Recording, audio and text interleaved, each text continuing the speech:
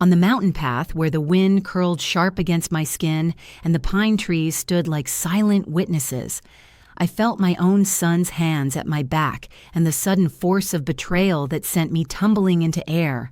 For a split second, I thought the world had ended, the sky flipping, the jagged rocks rushing to meet me.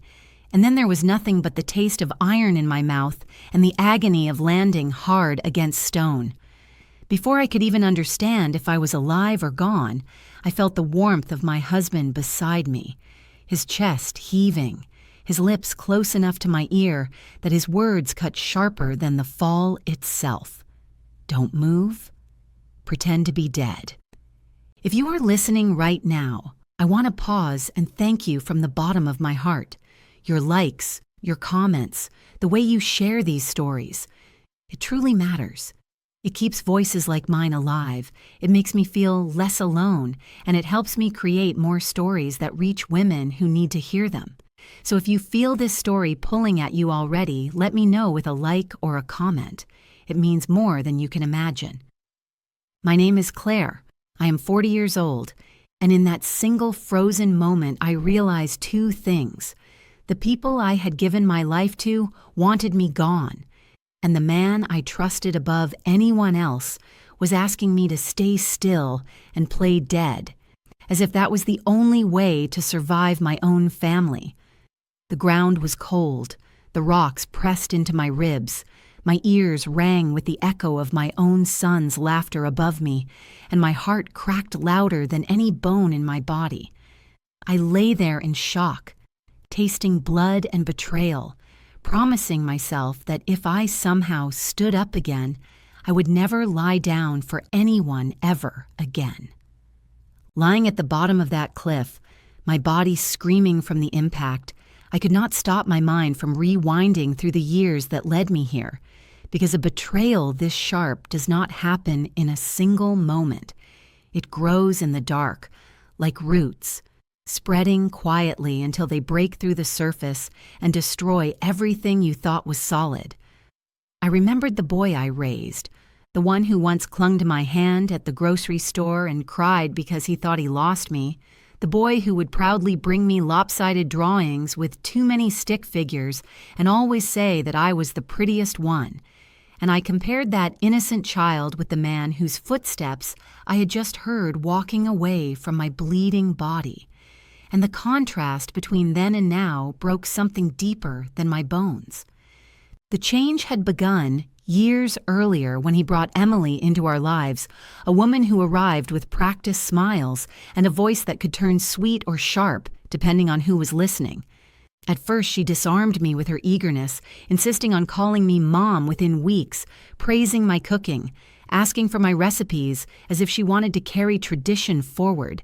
Yet beneath that charm, there was a flicker of calculation in her eyes, the kind you notice only when you catch someone off guard.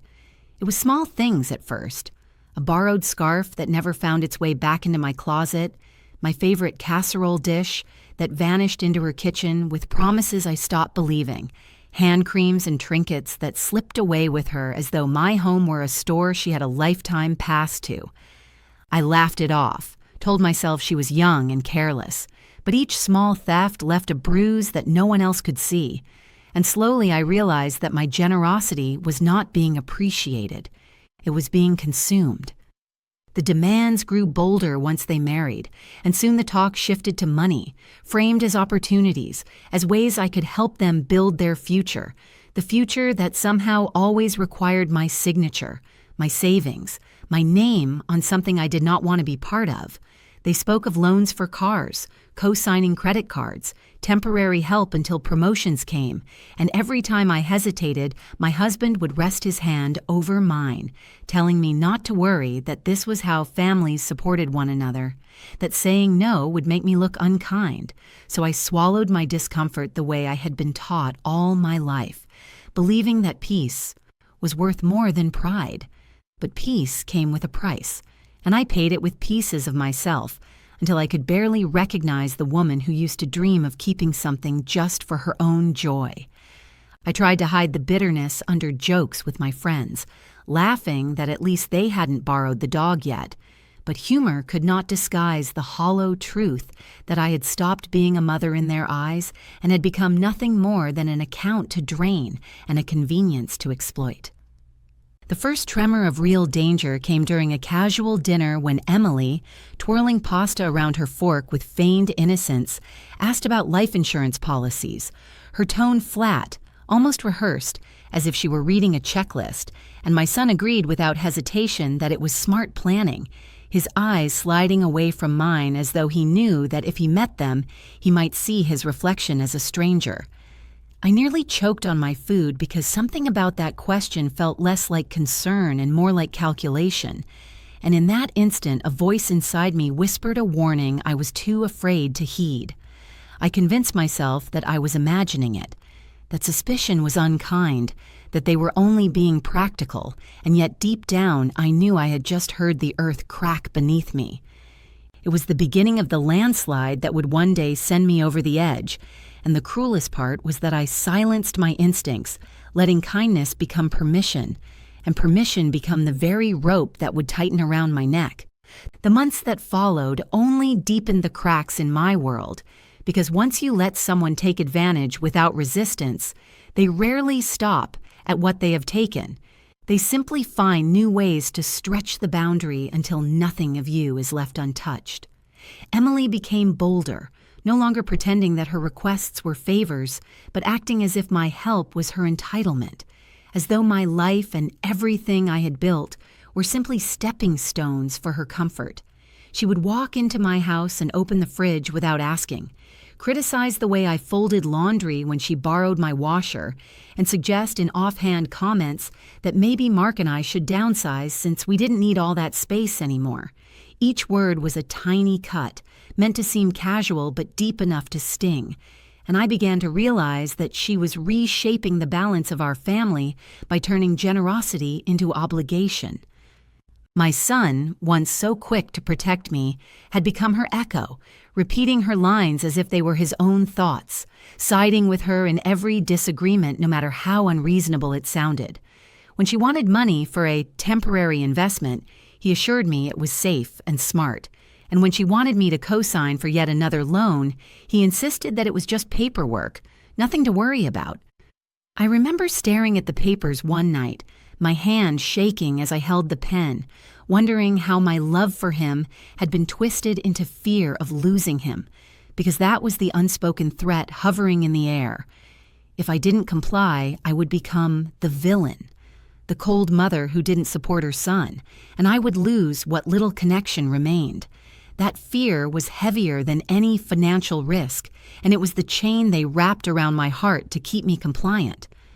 Mark tried to calm me, always the peacemaker, always smoothing over the rough edges, telling me that we had enough, that helping them now would buy peace later.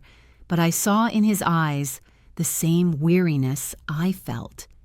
He didn't want conflict either, and so he let her demands pass through him like rain through a sieve, never stopping, never challenging, just letting me absorb the flood. I told myself this was the cost of family harmony, that maybe things would get better once they were more stable. But deep down, I knew that stability was the last thing Emily wanted. She thrived on keeping everyone unsteady, because unsteady people are easier to control. And so our home, once a place of warmth and laughter, slowly turned into a stage where I played the role of the accommodating mother, smiling through clenched teeth while they drained not only my finances, but also my spirit. The breaking point arrived in subtle form, wrapped in something that seemed innocent. They invited us on a weekend hike, a family bonding activity they called it, a chance to get fresh air and clear our minds, and I wanted so badly to believe them that I ignored the odd details. Emily insisted on packing all the snacks herself. My son suggested we leave our phones behind to disconnect, and Mark, strangely silent, avoided my eyes when I questioned why.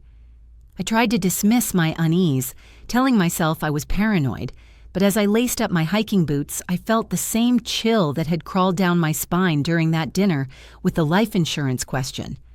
I didn't know it then, but I was walking straight toward the edge of my own undoing, and the trail that should have led to fresh air and peace would instead end with the sound of my son's shoes crunching on gravel as he turned his back on me forever. The morning of the hike began with a deceptive sweetness, the kind of golden sunrise that makes you believe the day can only bring joy. The light spilling across the kitchen counters and the coffee pot humming softly as if nothing in the world could be wrong. Yet my chest carried a weight I couldn't shake, heavier than the backpack I was filling, because every gesture from my family that morning felt off, like actors rehearsing lines for a play I hadn't been invited to join. Emily moved through my kitchen with that bright cheerfulness that always struck me as overproduced, her voice pitched higher than normal, her laugh too eager as she chirped about family bonding and fresh air. She even complimented my boots, the very ones she once said looked outdated, and the words felt less like kindness than distraction. My son hovered near her, smiling with a stiffness I had come to recognize as forced, glancing at me in those quick half seconds that revealed more unease than affection. And Mark, my husband, leaned against the doorframe, his hands deep in his pockets, his eyes fixed anywhere but on mine, his silence cutting sharper than any spoken word. He looked like a man holding something so heavy he didn't dare set it down. And though I wanted to grab him and demand answers, I found myself swallowing the urge, because I still clung to the desperate hope that I was simply imagining things. On the drive, the road wound upward in lazy curves, framed by trees just starting to turn golden at the edges, and it should have been beautiful, but every mile only tightened the knot inside me. Emily's backpack, slumped against her legs, looked strangely flat for someone who had supposedly packed snacks for 4 people. And when I asked about it, she laughed too quickly, brushing it off with a quip about how we could all stand to skip a meal or two. Her eyes flicked toward me as she said it, a flash of something mocking hidden behind her smile, and I understood the comment for what it really was. Not a joke, but a jab. My son chuckled along, though the sound was thin and unconvincing, and then he mentioned how nice it would be to disconnect for the day, to leave phones behind to experience nature without buzzing distractions. When I reached for mine, realizing I'd forgotten it on the counter, Emily produced it from her bag with a triumphant grin, saying she had already tucked it away for me. I forced a smile, but in that moment the unease in my stomach hardened into something closer to fear, because even if I wanted to call for help, the lifeline had already been cut. The trail itself opened before us like a postcard, all sun-dappled leaves and the earthy scent of pine needles, the air crisp with the promise of autumn, and yet I couldn't relax into its beauty. Instead, every sound felt amplified, the snap of twigs beneath our boots, the rustle of branches above us, even the steady rhythm of my own breath echoing inside my head. Emily led the way with a bounce in her step, pointing out wildflowers she didn't bother to name, lifting her camera to take pictures without ever turning it on, every gesture more like a performance than genuine delight. My son trailed close behind me, too close, his hand brushing my shoulder once, twice, as though measuring the distance, as though testing how much pressure it would take. And Mark, who once matched his stride to mine on every walk we ever took together, hung back with a lagging pace, his silence a wall between us, his eyes fixed on the ground as though he couldn't bear to watch. The forest that had always been a place of peace for me now pressed in from all sides, the sunlight falling in sharp angles, the shadows stretching too long, and I kept telling myself that I was only being paranoid, that I was letting my imagination run wild. But deep down, my instincts were screaming, reminding me of the question about life insurance, the forged signatures, the odd silences I had brushed aside. When we reached the overlook, my worst fears crystallized into certainty, because the beauty of the view, the valley stretching endlessly below, the sunlight catching on a silver stream far beneath us, could not mask the fact that there was no railing, no barrier, nothing between the edge of the cliff and the dizzying drop into nothingness. Emily turned with a flourish, her arms stretched wide as though she were unveiling a masterpiece. Her smile stretched too thin, her eyes too sharp, urging us all to come closer, to stand at the edge and admire the view. My son moved behind me, his hand pressing against my back with a little more firmness than affection should allow. And suddenly I felt the weight of every choice I had made to stay silent, every compromise, every time I had let kindness stand in place of boundaries. The sunlight that should have warmed my face felt harsh and exposing. The laughter that floated from my son's lips sounded hollow and cruel. And in that instant, I knew with a clarity that sliced through my denial. This was no family hike, no bonding moment.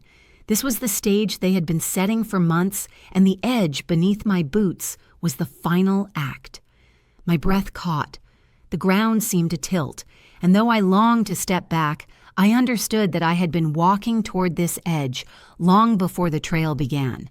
The shove itself came not as a violent strike, but as a sudden surge, a force that felt almost like the wind had risen out of nowhere, though I knew with sick certainty it was not the weather, but the sun I had once held against my chest, the boy who used to beg me to kiss his bruises, now delivering one I could never heal from. The world tilted, my feet scrambling for purchase against loose gravel, my hands clutching at air as if I could grab hold of the very sky, and then the ground vanished beneath me. For a moment I was weightless, the sun flashing too bright in my eyes, the scream lodged in my throat, unable to escape. And then came the collision, the brutal meeting of flesh and stone that drove every thought from my head and filled my mouth with the sharp metallic taste of blood. I landed twisted among pine needles and jagged rock, the breath knocked from my body, my ears ringing with a hollow roar that drowned out even my own heartbeat. I was alive, but in that instant I almost wished I wasn't, because the agony that spread through me felt less like pain and more like betrayal made flesh. I lay there motionless, trying to force my lungs to draw in air, when I felt Mark beside me, his chest heaving, his face pale with terror, his lips brushing my ear with a whisper that chilled me even more than the fall itself. "Don't move," he said. "Don't make a sound. Pretend to be dead." His voice cracked on the words, the kind of crack that comes when a man is begging as much as warning. And though I wanted to scream at him, to demand why he had not stopped them, my instincts understood something my mind could not yet grasp. If they believed we were gone, they would leave us there, and survival depended not on strength, but on silence. So I lay still, forcing every tremor in my body into stillness, letting pine needles dig into my cheek, letting blood soak into the dirt, willing myself into the role of the dead woman they had wanted me to become. In that eerie performance, I found myself more alive than ever, because every nerve was listening, every sense straining. And I could hear the sound of footsteps above, my son's boots crunching casually on gravel as though he had only brushed the dust off his hands after some light chore, his voice floating down in cheerful tones that made my stomach twist. The moments that followed stretched like hours, each second an eternity in which I balanced between terror and clarity. I thought of the years I had given, the nights rocking him to sleep, the mornings packing school lunches, the sacrifices no one ever applauded, and wondered how a life built on love could end at the edge of a cliff with laughter instead of sorrow. I thought of Emily's bright smile, her endless demands, her questions about insurance, and realized with searing clarity that nothing had been careless or coincidental. Every move had been calculated, each request a brick laid on the road to this exact moment. Even Mark's silence took on a new weight, because I knew it had not been ignorance. It had been complicity. A man who had chosen peace over truth until peace was no longer an option. And in that recognition, lying there pretending to be gone, I felt something shift inside me, a spark that cut through the fog of pain, a vow forming silently in the marrow of my bones. If I survived this, if I opened my eyes again in a place of safety, I would not waste my life on silence any longer. Finally, the footsteps receded, fading up the trail until only the rustle of leaves and the hammer of my heartbeat remained. The forest seemed to hold its breath with me, the birds silent, the breeze still, as though even nature was waiting to see if I would rise. Mark turned his face toward me then, his eyes wide and glistening, his body trembling in a way I had never seen before, and I saw in his expression a mixture of guilt, fear, and something darker that I could not yet name. He reached for my hand, gripping it weakly, and whispered that help would come, that we had to wait. But even in his words, I sensed a fracture, because he was not telling me everything. I wanted to speak, to demand the truth he had buried behind that hollow voice, but I knew it was not yet the time, because we were not safe, not even close. So I pressed my lips together, let the silence stretch, and though I lay broken on the ground, though my son and his wife had left me for dead, a strange clarity pulsed through me like a second heartbeat.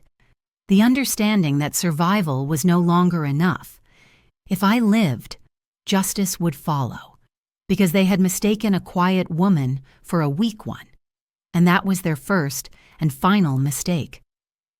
As the forest settled into silence, I turned my head slowly toward Mark, expecting comfort, a plan, something to ground me after the shock of being thrown over the edge by my own blood. But what I saw in his eyes was not the steady reassurance of the man I married.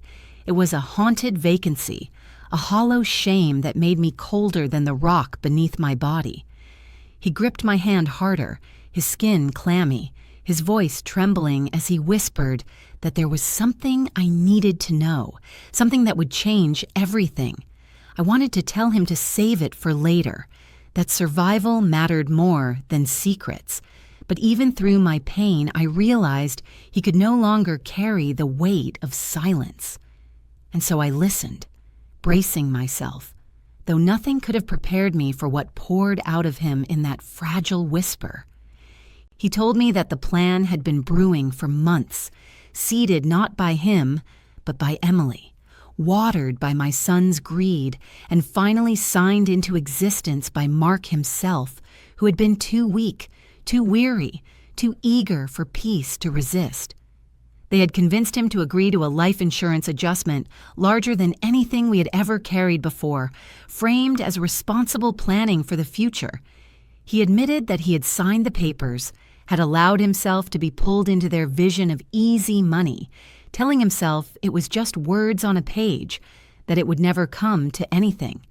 But as time went on, he realized that Emily's ambition was not theoretical, that she was studying every detail, crafting every excuse, shaping a narrative where my sudden disappearance would be explained away by an accident in nature.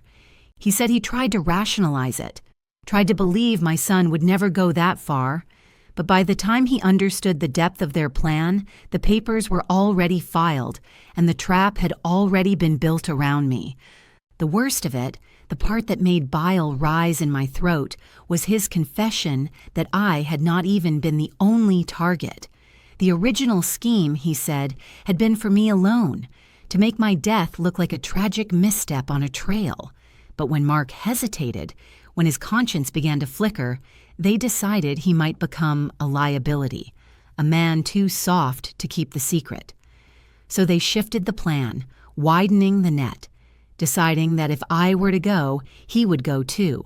2 accidents instead of 1, 2 payouts explained by a cruel twist of fate.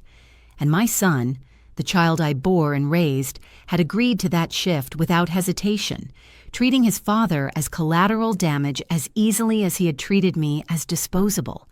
The sting of betrayal cut deeper than the pain in my bones, because money had become more important to him than the very people who had given him life. And Emily had twisted him into believing that greed was love and that loyalty was weakness.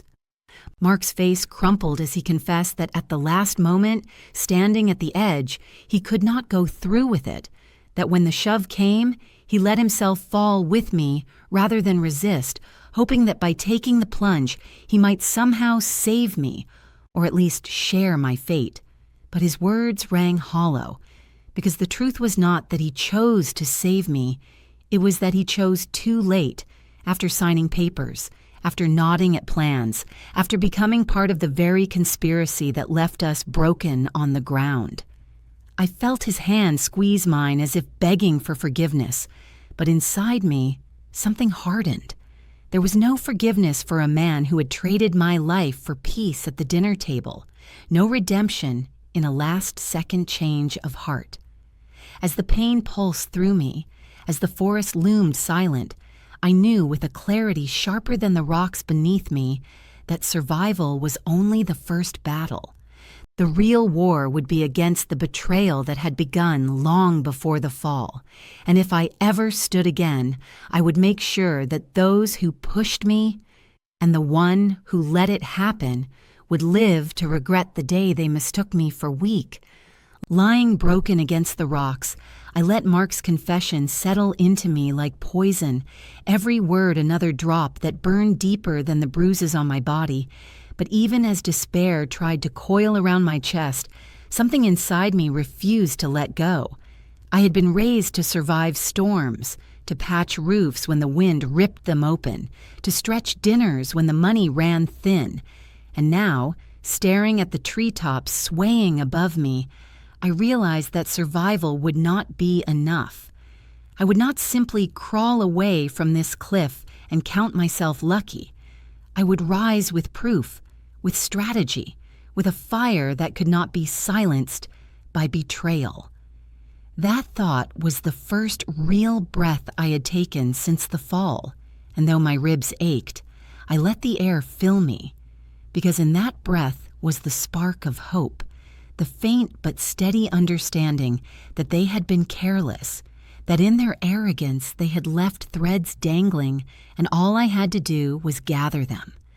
I thought first of Emily's carelessness, because for all her calculation, she loved to show off, loved to keep receipts and schedules as proof of her own importance. I remembered how she never truly deleted anything, how her digital calendar was always bloated with reminders, some of them strangely specific, like policy deadlines and appointment codes she probably thought were invisible to anyone else.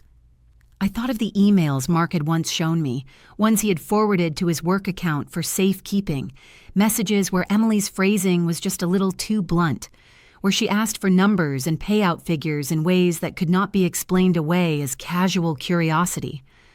I thought of my son's gaming headset, the one with a microphone always on, the device that had once accidentally recorded him muttering late-night conversations with his friends.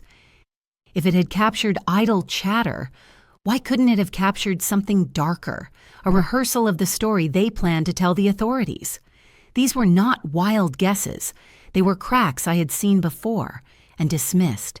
And now those cracks glowed like signposts, showing me where to dig. And then I remembered the world beyond our family, the eyes and ears that had been watching without knowing, the trailhead where a ranger had checked us in, jotting down the time in his ledger, the parking lot camera that blinked red every time a car pulled in or out, the neighbor's new doorbell camera that faced our driveway back home, quietly capturing every visitor, every delivery, every midnight return, even the bank teller, a sharp-eyed woman with a habit of raising one eyebrow at anything suspicious, who had once given me a knowing look when she slid paperwork across the counter. These were small things, details I had tucked away as unimportant, but they had not been erased by the shove at the cliff. They remained, waiting for me to connect them, and I realized that while Emily and my son believed they had tied every knot, in truth, they had left enough threads loose for me to weave my own net. The real hope, however, came not from evidence, but from the clarity that lit inside me as I lay still, because I finally understood that they did not know me, not really, not anymore. They thought of me as a doormat, a woman who would keep giving until she had nothing left, someone too meek to fight back. They thought pushing me over that cliff would end me, that I would vanish into silence and leave behind nothing but a convenient tragedy. But what they had done, without realizing it, was strip away every last hesitation, every excuse I had ever made for them, and in its place, they left a woman who had nothing left to lose. I would rise. I would gather every thread they had forgotten to cut, and I would turn their arrogance into their undoing. That was my vow, whispered only to myself and to the silent forest, a vow as sharp as the rocks beneath me. They had tried to bury me, but they had planted me instead, and now it was only a matter of time before I grew strong enough to bring the truth crashing down on their heads. I picked myself up like a woman who had learned how to mend more than wounds, because at some point after the fall, the pain stopped being only physical and became a clear direction, a line I could follow toward justice. And once I chose that path, everything else became detail. First, I cached the obvious things in my head: who kept records, who loved to announce plans out loud, which devices never quite shut off, which neighbors noticed everything and said nothing, and I made a list the way I used to make grocery lists: practical, unforgiving, impossible to ignore. Then I started to move, but always softly, like someone rearranging the furniture at night so the house's owner would never know the change until it was too late. I called the lawyer I'd used years ago for simple estate paperwork and asked her to come by under the pretext of reviewing some old documents. And while she read, she stared at the margins of policies and contracts with the kind of attention that makes small crimes look huge. I asked the bank for copies of recent activity and signatures, and though the teller blinked at my request as if it were unusual, she did not refuse. It turned out you could wake the world with nothing more than a purposeful question, and I found that people who once let things slide were suddenly eager to be on the right side of truth. I began to gather what the conspirators thought was useless: screen captures of oddly worded messages, the Trailhead Ranger's little logbook entry with the timestamp, a neighbor's grainy doorbell recording that accidentally captured a hurried conversation at the driveway, and an email Mark had forwarded to his work address that used phrasing too precise to be harmless. I set small, clever traps that felt more like everyday motions than investigations. A friendly text to Emily asking where she'd left my casserole dish, phrased with the lightness of a neighbor asking for sugar, a voicemail I accidentally left that mentioned an insurance audit, knowing full well that anyone with a guilty conscience would react before thinking, a follow-up email to the claims department that simply asked for confirmation of receipt, the kind of bureaucratic nudge that makes people reveal things they meant to hide. I watched how quickly they moved when a soft nudge suggested an audit or a lookup, because bad actors often act faster than they plan, and speed reveals mistakes in a way patience never does.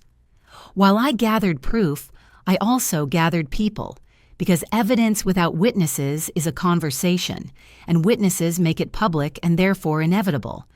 I found an investigator at the insurance company who hated being lied to, a woman with a low, steady voice who became my secret ally and who loved the kind of bureaucracy that catches cheaters, and I quietly let a trusted neighbor know that I might need a favor with old footage if anything about that day seemed off. I leaned on humor to keep my own heart steady, joking to the neighbor that after this ordeal, I'd be handing out trail mix at book club like it was a survival kit, and the small chuckle we shared reminded me that allies are made not only by necessity, but by human warmth. In the middle of all that practical work, I want to pause and say how much your support matters. If this story pulls you in, if it makes you think of the women in your life who deserve better, please subscribe, leave a comment, and hit like.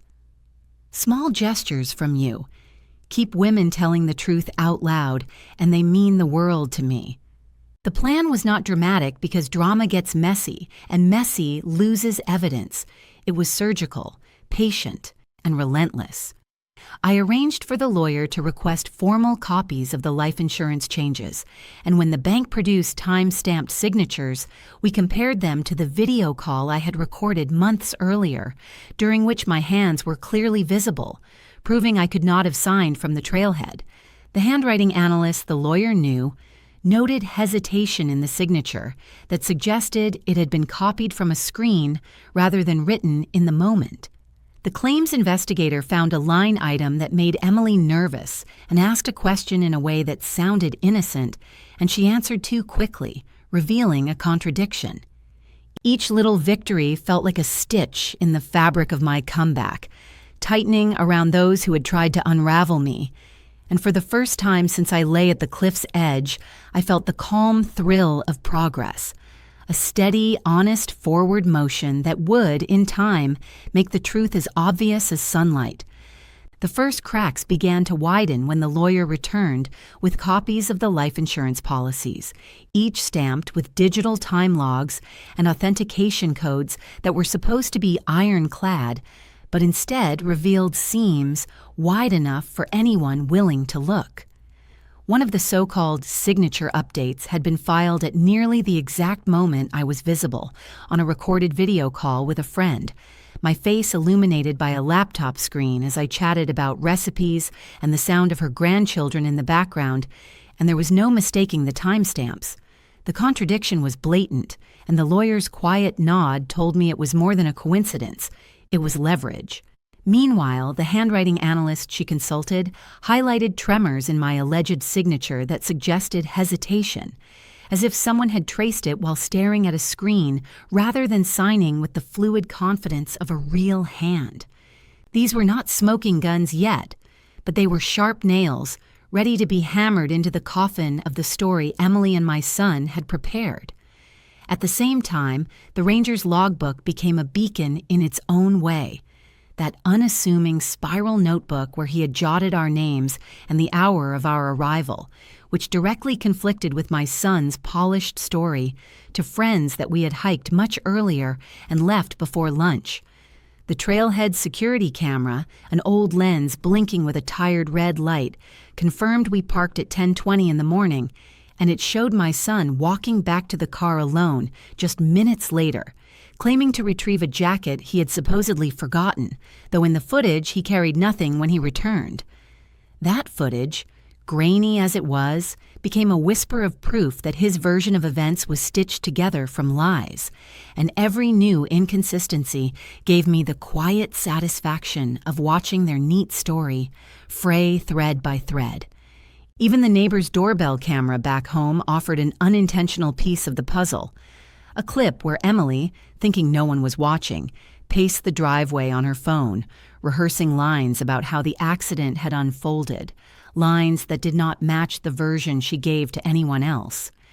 The insurance investigator, the steady-voiced woman who had become my ally, began asking her own questions, not loud, not accusatory, but sharp in their precision. She called Emily under the guise of a routine check, asking about the exact timing of our hike, and Emily's answer slipped too easily, like a rehearsed script performed badly. When the investigator asked a follow-up, Emily contradicted herself in the span of a single minute, first claiming we had stayed on the main trail the entire time, then adding that we had taken a scenic detour near the Overlook, the very place she later insisted we had never been. I knew enough about lies to understand that people who tell the truth rarely change their stories mid-sentence, but liars always do, because lies require memory, and the truth requires none. With each misstep Emily took, I imagined the quiet notes the investigator must be making, the way her file on the case would begin to swell with small but deadly inconsistencies that could not be patched over. The final cut that week came not from me or the professionals, but from Emily herself, whose arrogance had always been her greatest weakness. She posted a cheerful brunch photo on social media, the kind with mimosas sparkling and plates of pancakes stacked high, her caption chirping about how blessed she felt to be surrounded by family as though nothing in her world was wrong. But she didn't notice the reflection in the restaurant's window, the faint but undeniable outline of the claims investigator at the counter in the background, the date and timestamp visible in the digital corner. That brunch, the very one Emily used to project an image of innocence, became the moment her alibi collapsed under its own weight, because the investigator had been there in person, watching, documenting, and quietly collecting proof while Emily broadcasted her lies to anyone who would listen. It was then I understood that their downfall would not come with a crash of thunder, but with the slow, relentless slicing of paper cuts, each one small on its own, but together enough to bleed reputations dry and leave the guilty exposed in the brightest possible light. I dressed the plan in the disguise of hospitality because nothing lowers defenses like the promise of food, and I invited them all to what I called a healing brunch, a chance to bring the family together after so much strain. My tone was warm, my message simple. We needed peace. We needed time together. And no one questioned me because I had always been the peacemaker, the one who set tables and smoothed tempers. That morning, I laid out dishes with careful hands, arranging casseroles, fruit platters, cinnamon rolls, and coffee so fragrant it filled the whole house, creating a stage that looked like comfort but was wired with truth beneath every plate. Emily arrived first, dressed in her pastel best with pearls at her throat, her smile so bright it could have blinded someone who didn't know it was sharpened like a blade. She kissed the air near my cheek and told me how lovely everything looked, her voice dripping with confidence, utterly unaware that the sweetness in the room was meant not for her triumph, but for her downfall. My son followed, trying to look casual, but I saw the tightness in his jaw and the way his eyes scanned the room as though hunting for signs that something was amiss. I had also invited neighbors, women from church, a couple of longtime friends, all under the pretense of fellowship, but in reality they were witnesses, the kind of people whose eyes never forget what they've seen. Even Mark sat stiffly at the table, pale and sweating, because though I had not told him the details, his heart knew the day of reckoning was here. The meal began like any other, with plates being passed, laughter sounding forced, and Emily sliding easily into her role as the gracious guest who carried the burden of everyone else's troubles. She spoke of how hard things had been since the accident, how bravely they had carried on, and how much care she had given to us in our weakest moments. She leaned into the story with dramatic timing, her voice catching as she described sleepless nights, her hand brushing against my son's arm for effect, and though some around the table nodded politely, I noticed the neighbors' eyes flickering toward one another, registering that something about her performance rang hollow. I smiled and let her talk, pouring her another glass of juice when her throat grew dry from spinning her tale, because I knew that the more she spoke, the deeper she would dig her own grave. Mark never looked up from his plate, pushing food around with his fork, while my son occasionally added a word here or there, trying to back her story, but his voice lacked conviction, like someone reading lines written for him. When I finally stood and announced that I had prepared a slideshow of family memories, Emily clapped her hands in delight, calling it a wonderful idea, never once realizing that what she was about to see would strip her mask away in front of everyone who mattered. The screen flickered to life with the opening slides of birthdays, graduations, backyard barbecues, and holiday mornings, the kind of gentle nostalgia that softened the room and lulled Emily into leaning back in her chair with smug satisfaction. And then, without warning, the tone shifted. On the screen appeared the image of my video call from months earlier, time-stamped down to the minute, my hands clearly visible as I gestured mid-conversation, the exact same moment that a forged signature had supposedly been filed at the insurance office. A murmur rippled through the room as faces turned toward her, and I clicked again, revealing the grainy trailhead camera footage showing all four of us arriving together at 10:20 in the morning, followed by the clip of my son returning alone to the car minutes later, empty-handed despite his claim that he had gone to retrieve a jacket. The murmurs grew louder, whispers spreading like wildfire, and then came the doorbell camera recording from my neighbor, the faint but unmistakable audio of Emily pacing the driveway, rehearsing her lines in a low, sharp voice, describing details of the hike that didn't match what she told anyone else. Gasps filled the air, hands covered mouths, and even my oldest neighbor, who rarely spoke, shook her head in open disbelief. I didn't need to say a word. The screen was speaking louder than I ever could. The final sequence was the most devastating because it included the audio clip captured by my son's own gaming headset, a recording he hadn't even known existed. Emily's voice was clear, coaching him in the background on how to answer if the ranger asked too many questions. Her tone impatient, his responses subdued and uncertain, and when the audio ended, the silence in the room was deafening. At that precise moment, the claims investigator, who had been sitting quietly near the back, rose and asked two questions that struck like hammers. Why had Emily insisted we never went near the overlook when her own recorded words described it in detail? And why had she sworn that the policy changes were made months earlier when the digital logs proved otherwise?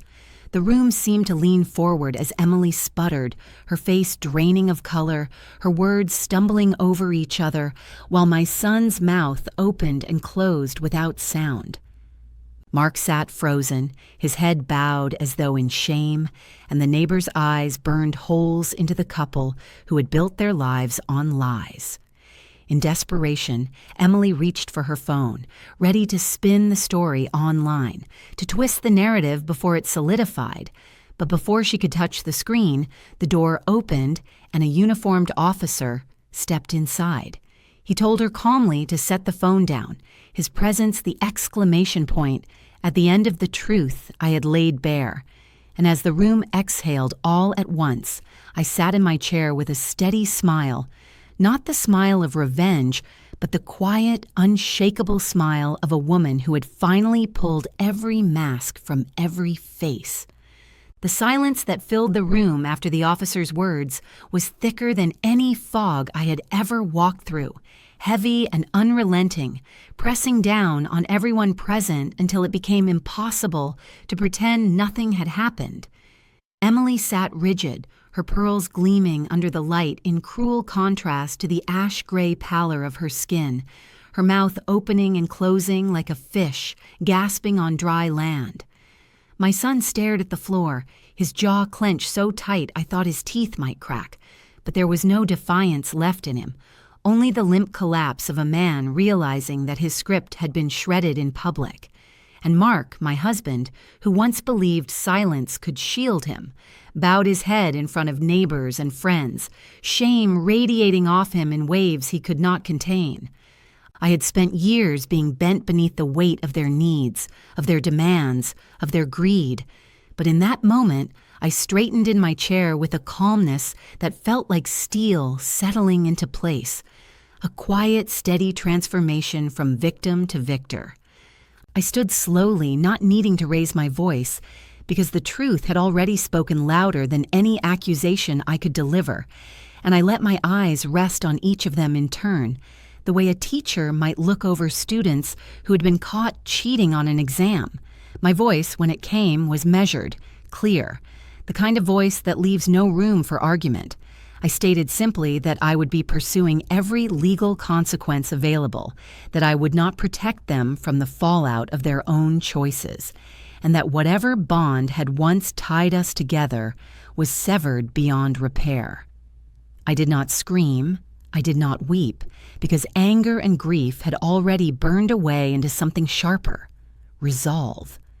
The neighbors, who had once seen me as quiet and accommodating, now saw me as someone who had drawn a line no one could cross again. And I could feel in their eyes a mix of pity for the broken family before them and admiration for the woman who had finally refused to be broken. Emily tried once more to salvage her dignity, blurting that this was all a misunderstanding, that evidence could be twisted, that neighbors didn't know the full story, but her words landed flat in the room, thick with proof. My son shifted uneasily, his attempt at backing her faltering as he muttered that things had been complicated, but the church ladies at the table leaned forward with eyes like sharpened blades, and one even whispered under her breath, "Complicated? Betraying your own mother is complicated?" The humiliation washed over them, and I watched the two of them shrink, their posture collapsing under the weight of a truth too heavy to carry in public. For the first time, I saw them not as predators, but as pitiful figures, small and exposed, their hunger for wealth leaving them stripped of the very thing they had craved most, respect. The irony was sharp and delicious. They had plotted to secure comfort and power, but instead they had destroyed the very image they wanted to project, and that destruction happened in front of the community, whose approval they valued most. I closed the moment with something almost mundane, almost humorous, because victory tastes sweeter when it wears the clothes of normalcy. I walked into the kitchen and returned with my old casserole dish, the very one Emily had taken months earlier and never returned, setting it on the table with a light tap as if to punctuate the entire affair. The room chuckled softly, the tension easing just enough for everyone to breathe, and I smiled with a steadiness that felt like freedom. They had taken nearly everything they could, my peace, my trust, my safety, but they could not take my spirit, and they could not take the truth I had finally dragged into the light. In that moment, casserole dish in hand, I realized that justice had been served not only in facts and evidence, but in the simple reversal of roles. I was no longer the one scrambling to hold the family together. I was the one standing tall while they cowered, and the balance of power had shifted forever. And before you go, I want to say something from the heart. If this story touched you, if you found yourself angry with me, laughing at the little twists, or even just holding your breath waiting for what would happen next, please take a second to subscribe, leave a comment, and hit that like button. It might seem small, but your support is what keeps me telling these stories, what makes me feel like I'm not just speaking into the dark, but sitting across the table from real women who understand. Share your thoughts. Tell me what part hit you the hardest, because I love reading your words, and they remind me that none of us go through these battles alone.